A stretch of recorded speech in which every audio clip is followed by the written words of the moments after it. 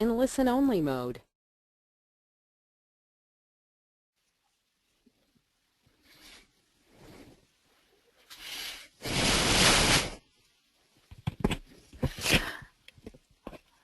Good afternoon. Welcome to the Online Public Forum and Aware webinar, ACICS webinar announcing, relating, and explaining the September 2013 Memorandum to the Field. Today's presenters for the webinar are as follows. Dr. Albert C. Gray, President and CEO, Dr. Thomas Wickenden, Executive Vice President, Ms. Susan Greer, Associate Vice President of Operations, and Ms. Teron King, Manager, Policy and Institutional Review.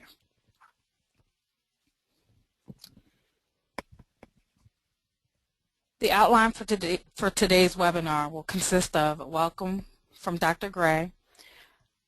Two topics will be covered. The first will be proposed changes to the accreditation criteria, which will review the proposed revisions in the Memorandum to the Field.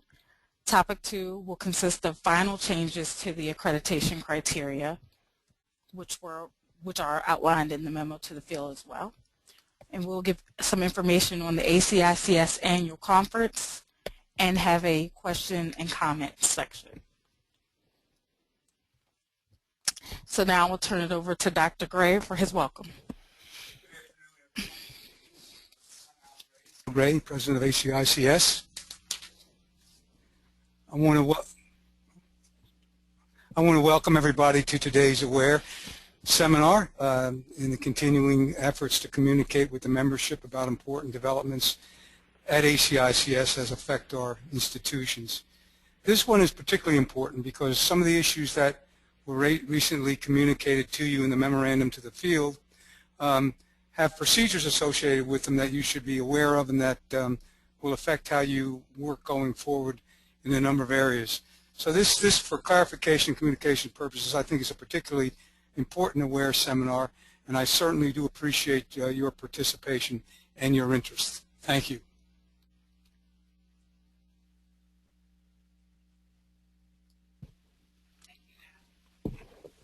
Thank you, Al. To view the September 2013 Memorandum to the Field, please go to the ACICS website and click on Council Actions, followed by Memorandum to the Field, and then the link for 2013 September.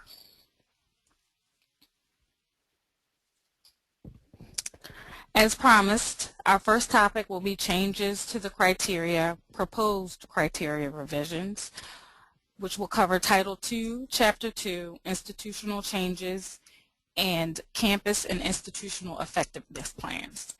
So for the first area, I will turn the mic over to Ms. Susan Greer to discuss the changes for institutional changes, Title II, Chapter 2. Thank you, Teron.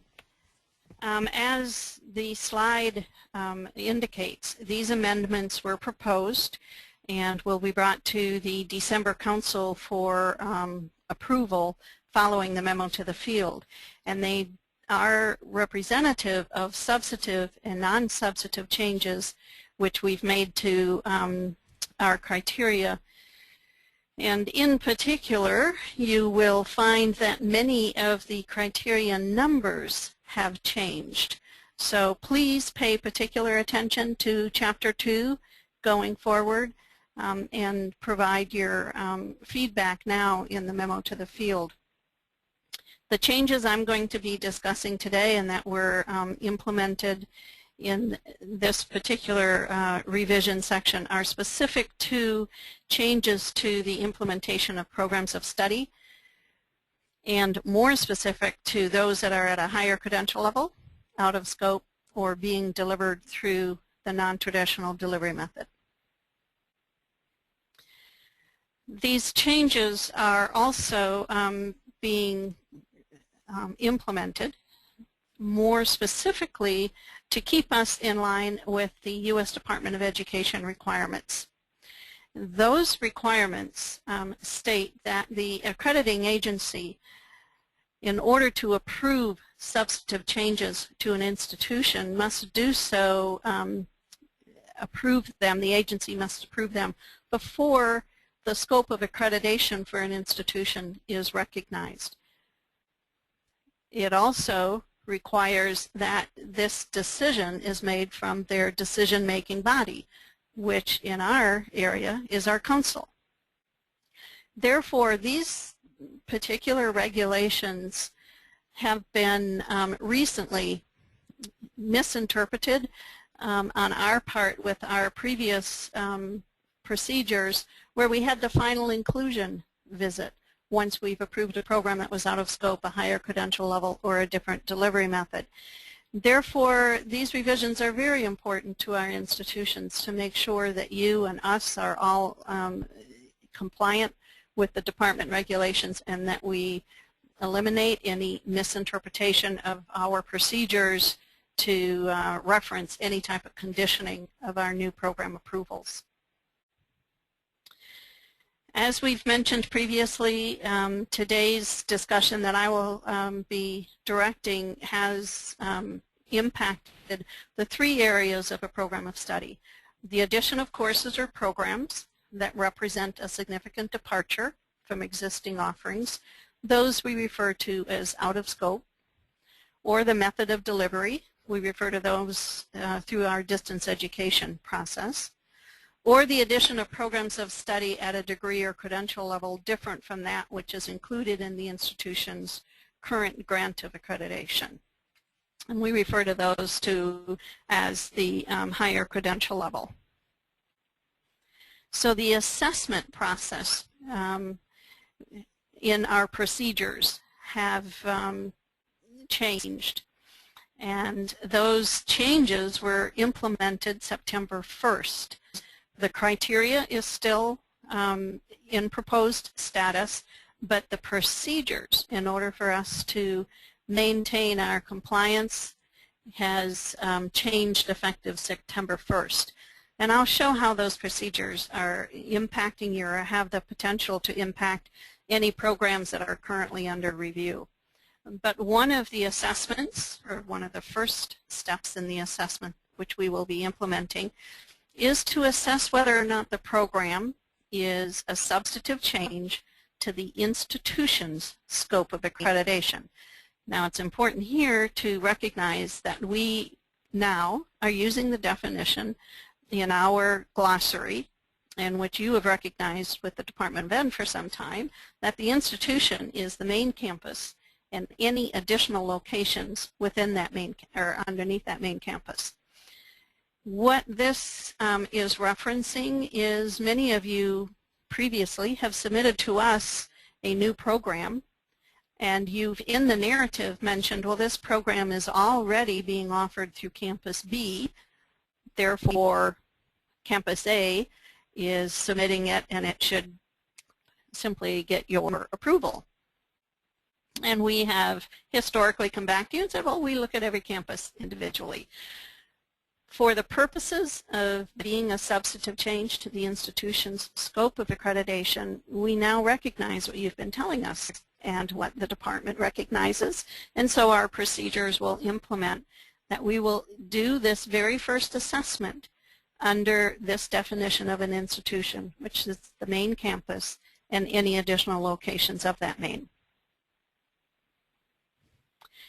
It is important to also remind you that because of these procedural changes, there will be new applications. So before you submit anything new, please visit our website and make sure that you have the latest new program or distance education application available. The new program application will have some very simple front elements which will allow you to also assess whether or not a program is out of scope at a higher credential level or at a different delivery method within the institution's scope of accreditation. I haven't gotten the new program launched yet on our website, so stay tuned for that. But do know that we're going to provide you as many tools as possible to have you know and to be able to manage your timelines for turnaround on our program approvals. The assessment of whether or not the program is out of scope or higher credential level or a different delivery method is really answering these three questions. Is the program similar to any current program offerings within the institution? Is it at or below the credential level of programs within the institution? Or is it currently similar to delivery methods of other programs within the institution? If yes to this set of questions, then it's a new program approval and there will be no impact on our current turnaround time or additional requirements from the school. The second revision is, or second aspect of the assessment, is to seek additional approval from two bodies, one which is called our Substantive Change Revision or Review Committee, and the other is Council. Council obviously is our decision-making body, so that is the final step when an institution submits a program of study that is out of scope, higher credential level, or different delivery method than currently offered within the institution's scope of accreditation. So if the decision is one of those, then we do have council will need to approve it. What they are approving is the acceptance or the expansion of the institution's scope of accreditation to accept this new program. So this is a little simple outline of the steps that will now be implemented with respect to a new program of study review. We have staff review. If necessary, we have the Substantive Change Review Committee, council review, approval of the expansion to the scope of accreditation, approval of the new program of study, and then the quality assurance monitoring visit. The next slide is giving a few scenarios. So let's take a look at scenario one. Scenario one would fit those elements where the program of study is within the institution's scope of accreditation. It's also within the campus's credential level. It's not outside of the scope of accreditation within the campus. And the campus already has that method of delivery being offered. So this is kind of like a cookie cutter standard new program approval. It gets staff approval and then the approval of the new program of study letter.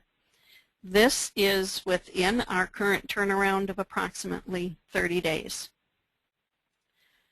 Scenario two addresses the situation where the program of study is still within the institution's scope of accreditation, but it may be the first time that the program is being offered on that campus at that credential level or through that delivery method or that group of program offerings. So it's within the institution, but it's not within the campus level.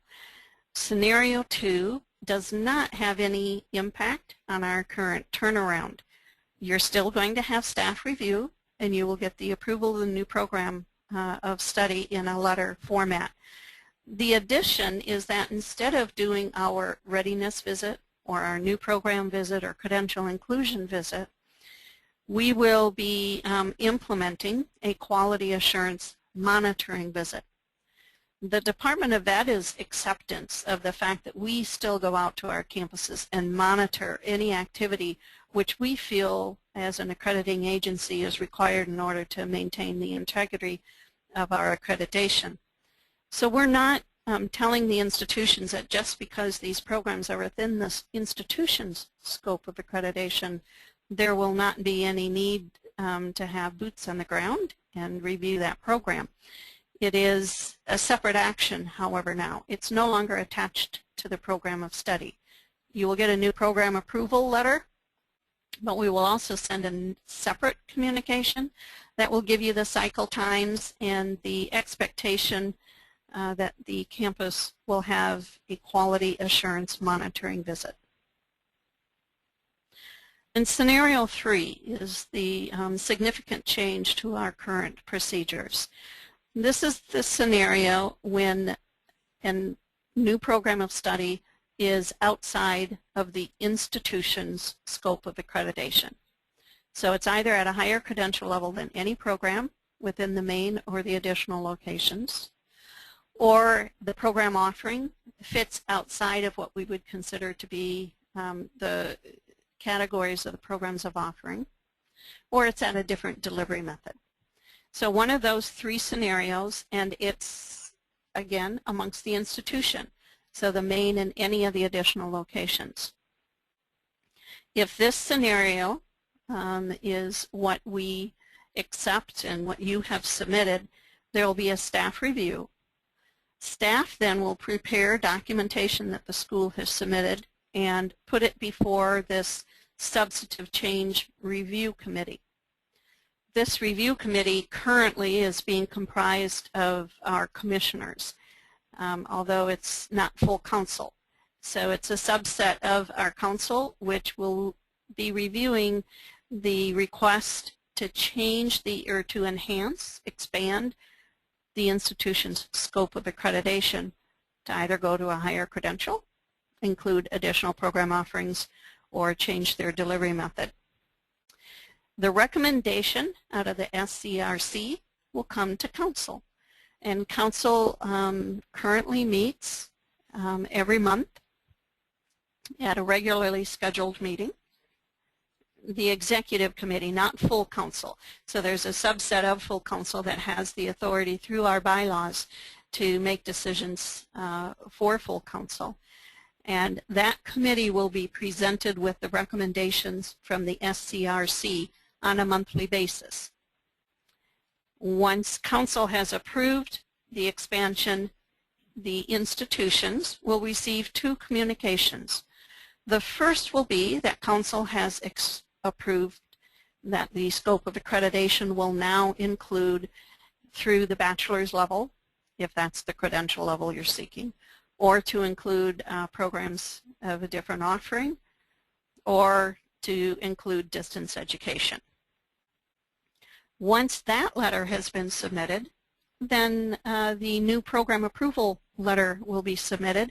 And again, that new program approval letter is the same for all scenarios, because we can now indicate that the program has been approved and has been considered to be within the institution's scope of accreditation. The quality assurance monitoring visit will also take place. So we will not go to the main, we will go to the campus, which is requesting this change, whomever it is that initiated the expansion to the institution's scope.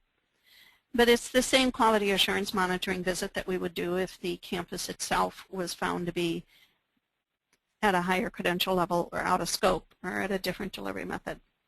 The important element on here, and the reason that we're having this webinar to try and provide you with additional information, is that there will be an expansion also on our expected turnaround, where our new program approvals of study are typically within 30 days, or that's our goal in order to meet your needs. This we anticipate to be, it could be 60 days. I put in 75 to give us a cushion. But if staff does not pick up this program until the end of our 30-day turnaround, and it goes to council, and that's a 30-day period of approval, it's well within our expectations that you would want to schedule the start date of this program outside of 60 or 70 days of your submission to us. And to be on the safe side, many of you are expanding that right now, and we appreciate it. But please know that any program that does go outside of the institution's scope of accreditation will require this additional layer of approval, and through that it will have an expansion in the turnaround time. The last monitoring then is what we are considering the quality assurance monitoring visits. As I've mentioned, these visits are not new. What is new is that we're not any longer attaching them to the program of study. We've recognized that this visit is due to the Council's acceptance of the institution's scope of accreditation. Therefore, it will come out to the campus responsible for initiating the action, but it will be specific to the campus that we're going to come out and review, and we will disconnect it from the program of study. By doing that, all of our new program approvals will simply be an approval and state that the action is within the institution's scope of accreditation. And it will further assist any institutions that might be encountering questions from Title IV or eligibility that our letters have some conditioning language. We will remove that final inclusion. The campus will have a monitoring visit, and the program of study will be approved. This is a final slide on my end, and it's another schematic of how these procedures will flow based on the scenario. Again, remember, scenario 1 is your standard new program of study. It's within the campus's current credential level. The program being offered is already offered in those groupings, and it's being offered through standard delivery methods, or the campus has been approved for distance ed. So scenario 1, you submit the application, we approve it, and you get an approval letter. Scenario 2 is if it's outside of the campus, but within the institutions. Again, it gets approved internally. You'll get a program approval letter, but you will be required to host a quality assurance monitoring visit. And scenario 3 then is the expansion. In our turnaround, it has additional review. It's when the program of study is considered to be outside of the institution's scope of accreditation. It's also important to know that we're implementing this as quickly as possible. The procedures we are implementing as of September 1st. The applications should be posted soon.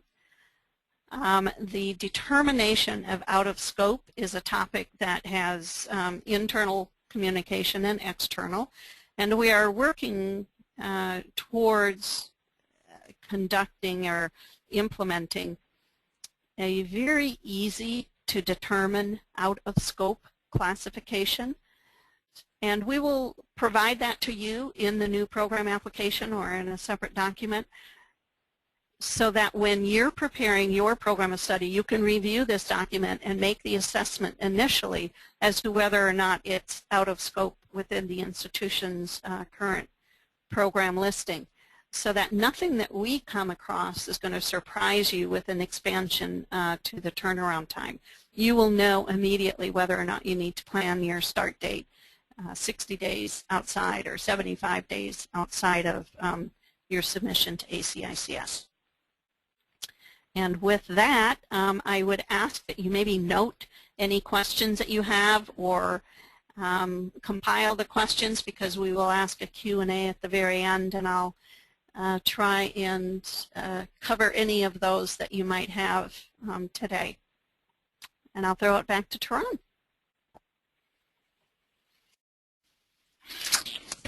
Thanks, Susan. And I'm going to throw it to Tom, who is going to discuss campus and institutional effectiveness plans. Thank you, Teron, and good afternoon, everyone. And thank you, Susan, for doing such a good job covering so much material. Susan was covering the first of 2 proposed changes in the criteria, and I'm going to cover the second. She had to cover 20 pages worth of criteria changes in your memo to the field, but mine only covers half a page on page 25 of the memo, so I'll be much shorter. This change, proposed change, has to do with campus effectiveness plans. Actually, the title is Campus and Institutional Effectiveness Plans, but at the moment, the criteria that we have relating to institutional activities are on hold, so I'm not going to say anything about the institutional effectiveness plans. And this change really has to do with just the campus effectiveness plan, the CEP. And it's really an extension of what you're already familiar with. Currently, if you are required to develop a program improvement plan, either for retention or placement, or because we're dealing at the program level with licensure pass rates, you are required to attach that plan or those plans to your comprehensive CEP. And the reason, obviously, is so that, first of all, when evaluators visit and review your CEP, visit your campus, they can see that, in fact, you have responded to the direction to develop a program improvement plan. And then secondly, it's attached so that it encourages you to make sure your campus plan is consistent with your program plan. Well, the Council has realized that at this point, there are actually 6 different types of plans that the Council can require a campus to develop and implement. There's a distance education plan if your DE programs or delivery system is lacking in any way. There are, as I mentioned, the program improvement plans. There's campus improvement plans for either retention or placement. Again, if you're below the benchmark standards in those areas, you have to develop a plan. There's a cohort default improvement plan. If your cohort default rate is getting so high that you're in danger of violating the Department of Education's standards for cohort default. And then also a financial improvement plan might be required if your financial stability indicators are too unstable. So the Council said, why should we have all these separate plans? If they are required, let's ask the campuses to attach them. Any plan that's required should be attached, just like you're now attaching the program improvement plan, to the CEP, this comprehensive effectiveness plan. This is proposed, so it will go through another round of receiving any comments you have and be finalized hopefully at the December Council meeting. And of course, the intention behind attaching them is so that you'll also have a chance to integrate them where appropriate into your CEP. So it's a very simple criteria change, but we hope it will increase the effectiveness of the various planning efforts that go on at your campus. And with that, I'll turn it back to Taran. Thank you.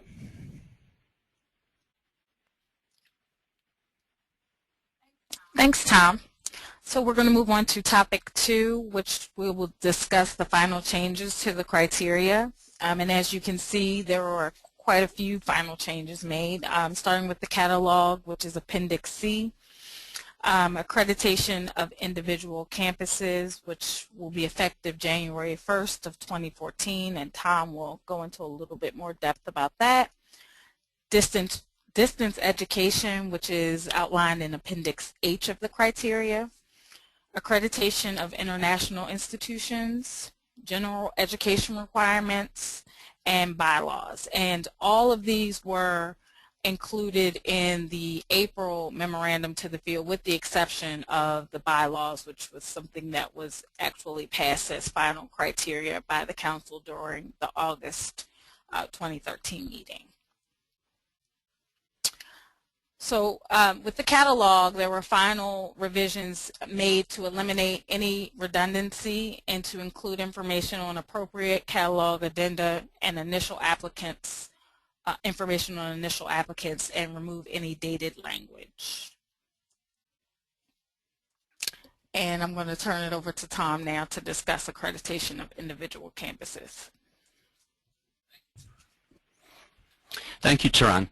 Another final change to the criteria has to do with accreditation of individual campuses, and this can be found on pages 9 and 10 of the memo to the field, and I just have 2 slides to deal with this.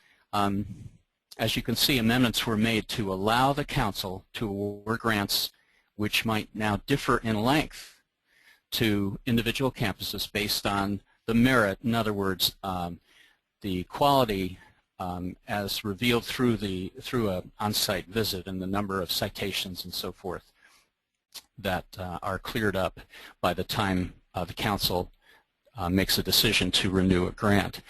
So this is an exciting increase in the flexibility that the Council will have, and we think it will improve the fairness and flexibility that our campuses have as well, and that you'll benefit from this. You can see by the second slide that, and you'll remember our current procedure, since we are an institutional accreditor, is that all additional locations of a main campus have the same grant length as the main campus. And so this means when that grant that covers all those campuses is renewed, the entire institution might be deferred even if there's only issues at one additional location of all the campuses that could be involved in an institution. So this is proven to be, especially as our institutions grow, inconvenient for our campuses and somewhat unfair to those that have had a very positive visit and team report. So the new procedure is that grant lengths may differ. They don't all have to be the same length, and one campus might be deferred if it has citations that have not been cleared up yet, but the others could go ahead and be approved for inclusion into the new grant. And then once that, let's say it is one campus that's deferred, clears up its citations, it would then be deferred. Excuse me, it would then be taken off deferral and would be included in that same grant, although it might be given a different grant length.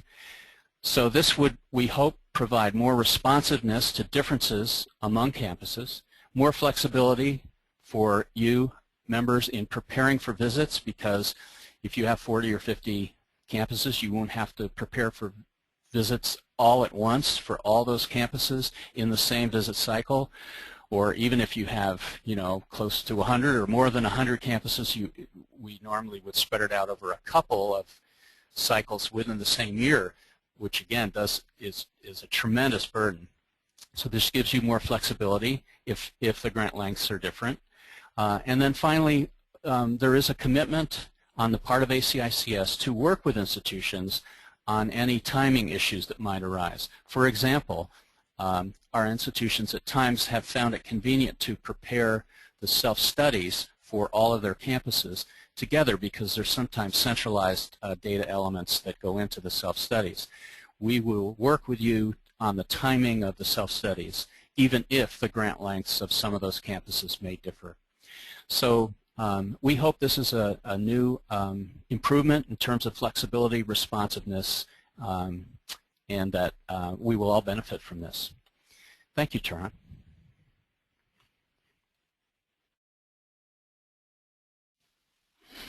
Thanks, Tom. So we're going to move on to discussion of the distance education final revisions, which will be housed in Appendix H of the criteria. Amendments were made to reflect current practices in distance education.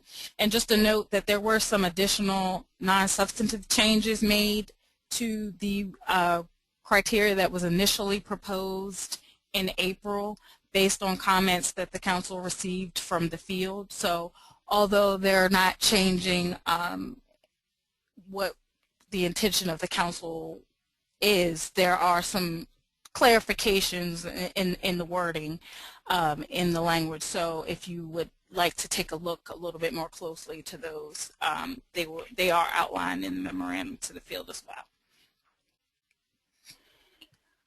Next is the accreditation of international institutions, and amendments were made to address the unique geographic, political, and legal environments of international institutions that seek accreditation with ACICS.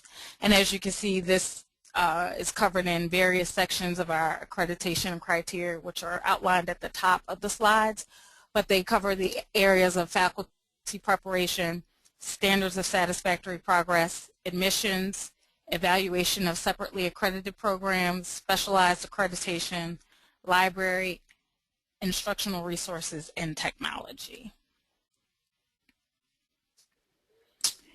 General education requirements, specifically Section 3-3-202, where amendments were made to appropriately address education requirements for occupational associate's degree programs. This change was made to meet the requirement of a maximum of 15 semester hours of general education for occupational associate's degree programs.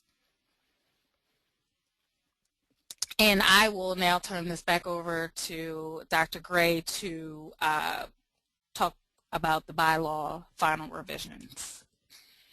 Thank you, Taran. Yeah, there's been one bylaws change as it relates to officer service and tenure on the council. When our forefathers and foremothers wisely crafted the governance of this organization, they provided for effective transition of leadership by allowing or requiring that the office of chair-elect automatically move into the office of chair the following year. Consequently, being elected to chair-elect position is a 2-year commitment. What the crafters of the governance did not envision was the possibility that that chair-elect would be elected in the final year of service as a commissioner, which, as you know, is a 5-year term. That would preclude commissioners having the most experience, a lot to bring to the table, from actually running for and being elected to the position of chair-elect, because they wouldn't be available in the subsequent year to serve as chair of the council.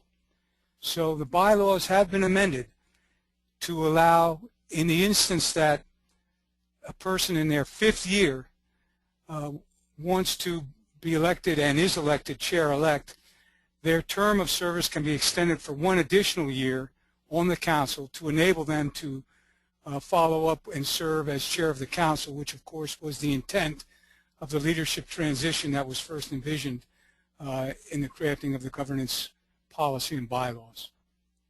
So what we've really done with this bylaws change is allow for an exception of a 6-year term in the case where an individual in the 5th year is elected to the chair-elect position. Thank you. Thanks, Al.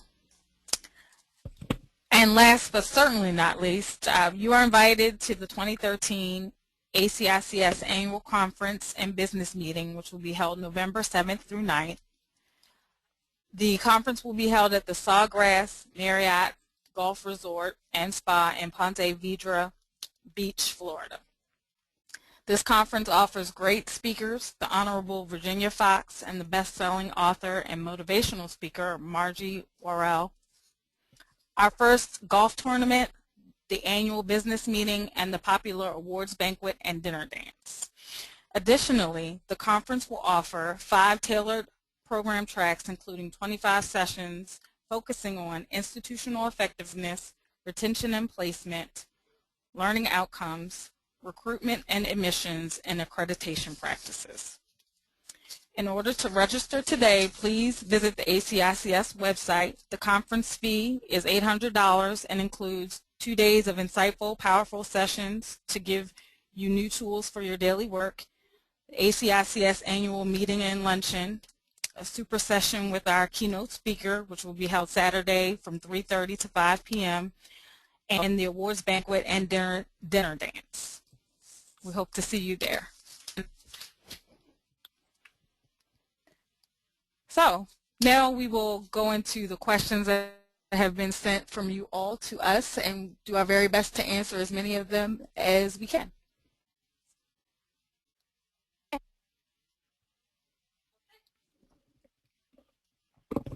All right, this is Susan Greer, and I'm going to take the first set of questions because several of them were referencing the beginning information which I had shared with you.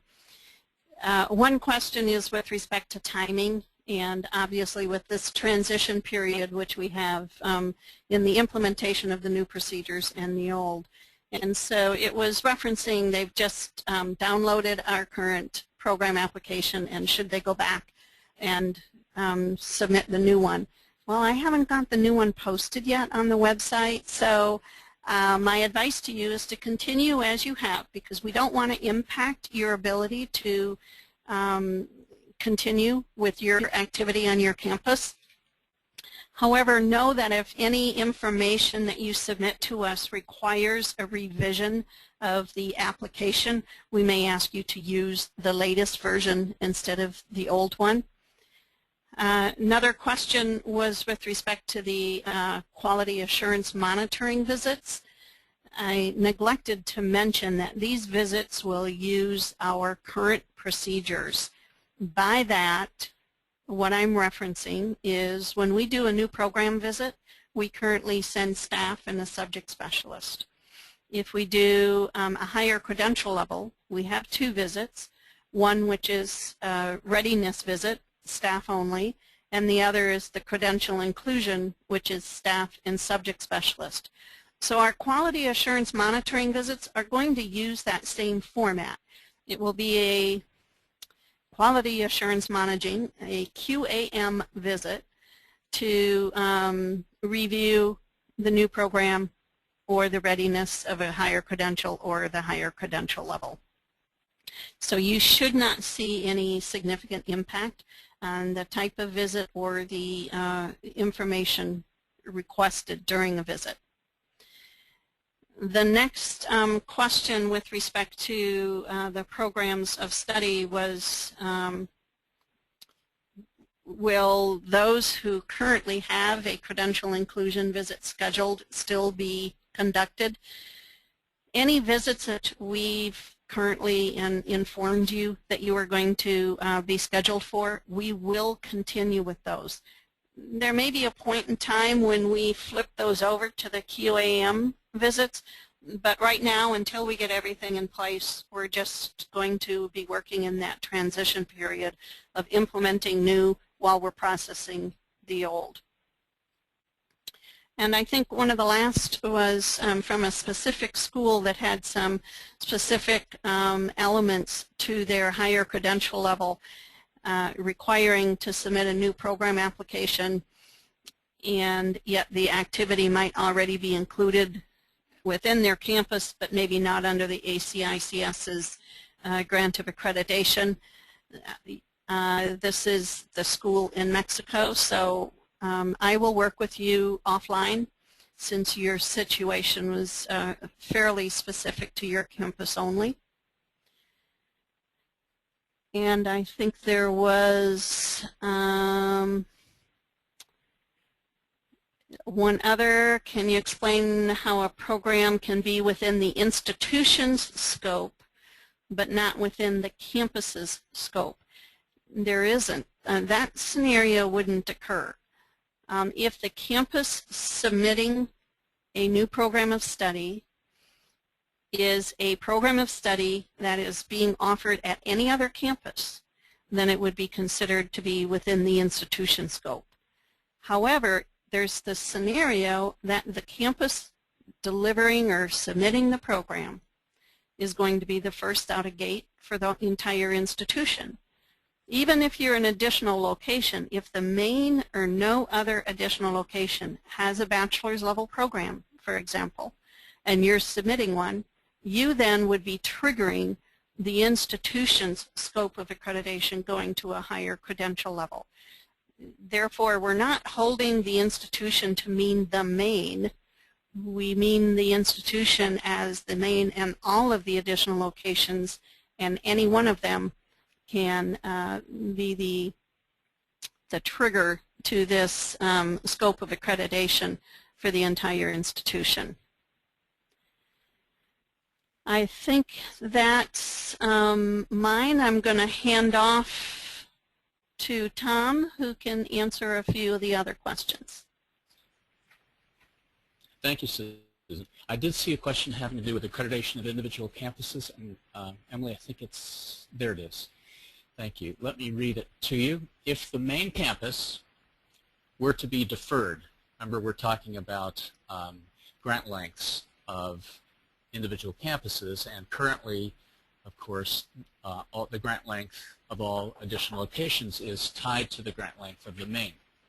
But the proposal is that they would be able to have different lengths. So if the main campus were to be deferred, does that mean all branches would have to be deferred? Let me make two comments in answer to this. The first is that this new criteria, even though it's final, will not be effective until January 1st. And in part, that's to give us time to work out all the various scenarios that might occur. So this is one of those scenarios. Now, you'll also remember that when a campus when the council's decision on an application for a renewal is deferred, the campus is still accredited under the old grant. And even if that grant length expires and the council wishes to defer action on the new application, they extend the old grant. So there is always, even if the main campus is deferred, there will always be an existing grant, and all the additional locations will be included and retain their accreditation under that existing grant. And then once the main campus grant is renewed, and of course that would be the grant to the institution at the main campus, then all the other campuses are automatically included in the renewed new grant. So that would be one scenario. And there are a number of others that we won't go into at the moment, but we will be working out between now and January 1st.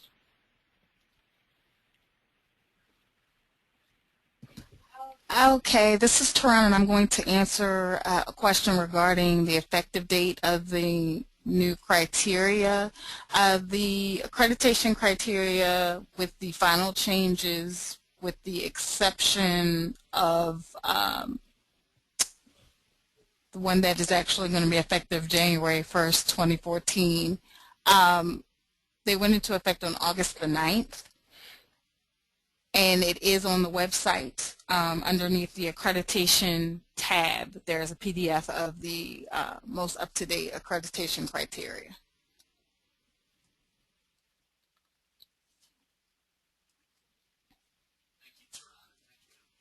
Thank you, Taran, and thank you, Emily. This is Tom Wickenden. I see a number of, excuse me, getting my mic adjusted here. I see a number of questions that deal with the Campus Accountability Report. And even though we didn't talk about that, there are some changes in this year's CAR. And so maybe we'll, between all of us here, we'll try to answer some of these questions. The first is, the CAR states that question 11D, continuing education, enrollment agreement, or a letter of acceptance as a full-time student into a new educational program that is 300 hours or longer in length. This would be the documentation required to justify a waiver, as we call it, on the basis of a student who's not available for placement, because on the basis of continuing education. And the question is, how about community college students? They might not have an enrollment agreement or a letter of acceptance. So the question would be, is there something that a community college student gets when they enroll in a course, like you know, a receipt for the fees that they've paid? So some kind of documentation of that kind would certainly be acceptable if there isn't a formal letter of agreement or a letter of acceptance or enrollment agreement.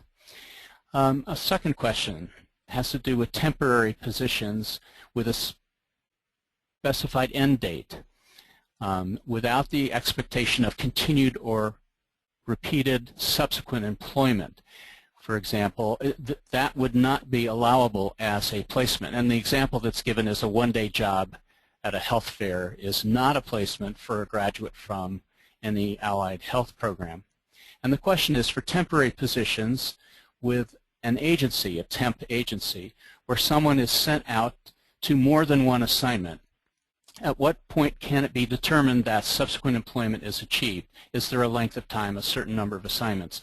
I think at this point our interpretation is that employment with a temp agency is an acceptable placement as long as the jobs to which the employee is assigned relate to the field of study.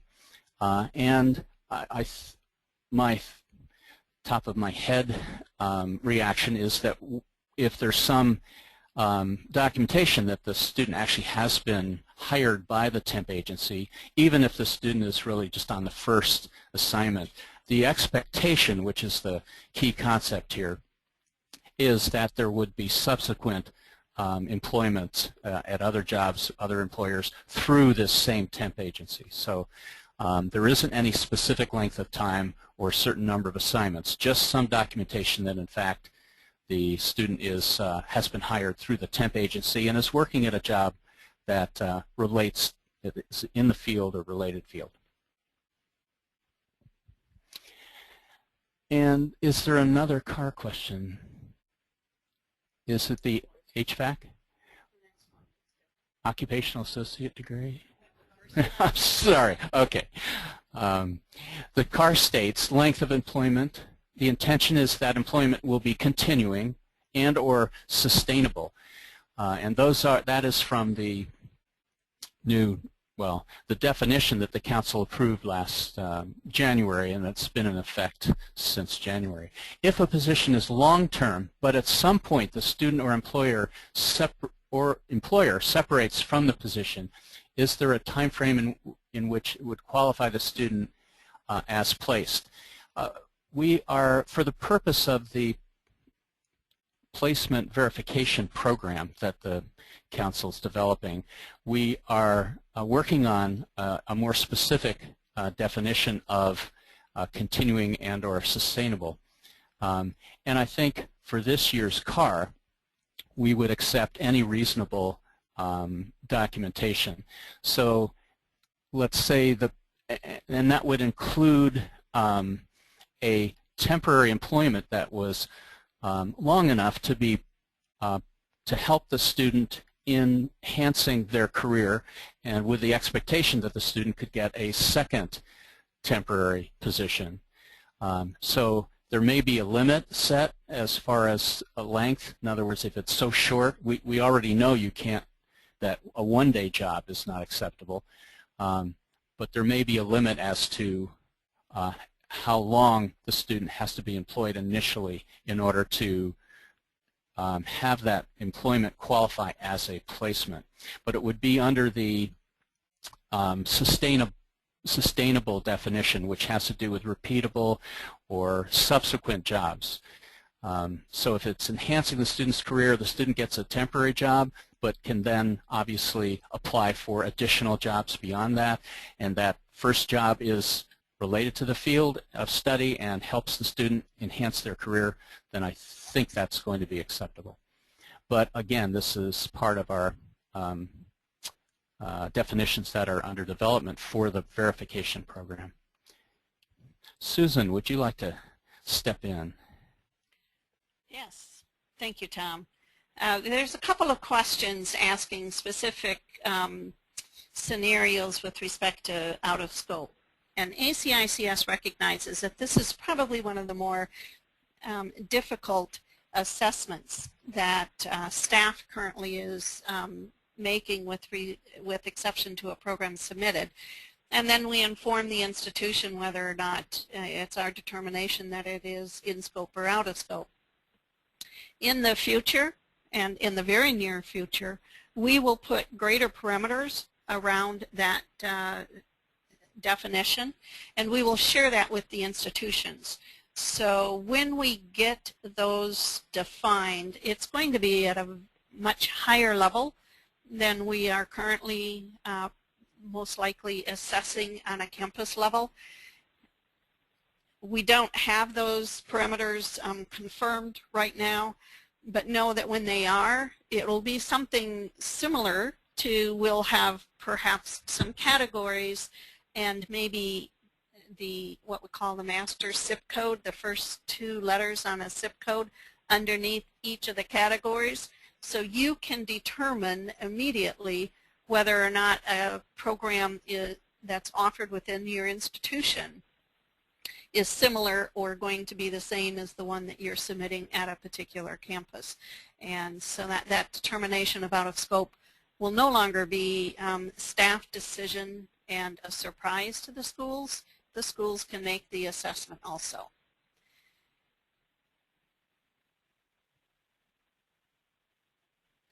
And I think there was one other with respect to substantive changes.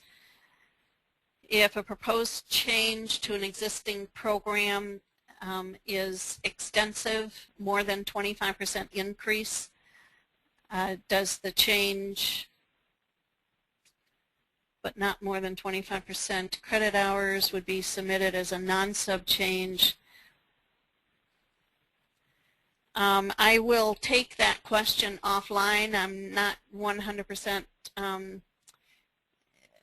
aware of the question. So if Ms. Orris will give me a call, we can discuss whether or not it's a substantive change to an existing program or a non-sub. And I think the last one goes back to Dr. Wickenden. The last 2 questions, I believe, are in your ballpark. Thank you, Sue. You can answer them if you'd like to, actually. And your mic is still on, too. But I'll give it a shot. In the last webinar, okay, we're going back a little, you mentioned a template for placement attestations. Yes, we did. Is that available yet? No, it is not. However, it is under development. It's in its maybe 3rd or 4th draft. We hope that it will be finalized through our various approval processes. We have an advisory group that's helping us. The senior leadership here at ACICS will review it. And so we're hoping by the end of the month to be able to post it. And we're also going to be offering a webinar on sort of a status report on the placement verification program. And Sarah Frazier and I will be describing some of the tools and pieces of the puzzle that we are developing and putting together. So you can expect by the end of the month to have more information about the placement verification. And the next question is that schools have been gathering documentation for retention and placement waivers during the last year. How are schools supposed to implement the waiver requirements for documentation when they were just published within the last month? It seems unreasonable to think that these waiver requirements are to be applied for a cohort that is almost finished. The previous year's documents gathered for waivers were, maybe it should say unless the previous year's documents gathered for waivers were deemed appropriate. Well, in terms of the waivers for being unavailable for placement, the idea is that we were not really changing, but just trying to describe a little more clearly the documentation that was required. So I think it would be acceptable for you to include whatever documentation you have for those various waivers for being not available for placement. And then if there are substantive changes to the documentation requirements, we will give time for institutions to fulfill those. And that's also true for the new definitions, the new definition of placement, which is quite different in a substantive way. And we have not, for example, one of the elements of the definition is what we discussed just a minute ago, the attestations. And we are allowing for this year's Campus Accountability Report, first of all, the documentation, the actual describing and summarizing the number of students that are classified in different ways. That's optional this year because we know that you have not had a full reporting year to implement those. So the additional questions are optional, and the definitions are also optional until, really, it's till the 2015 CAR. Of course, that means you have to implement them starting July 1st, 2014.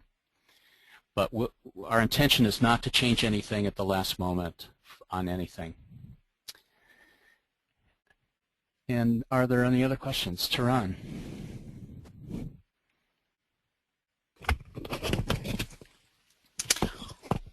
We would like to thank you for joining today's AWARE webinar.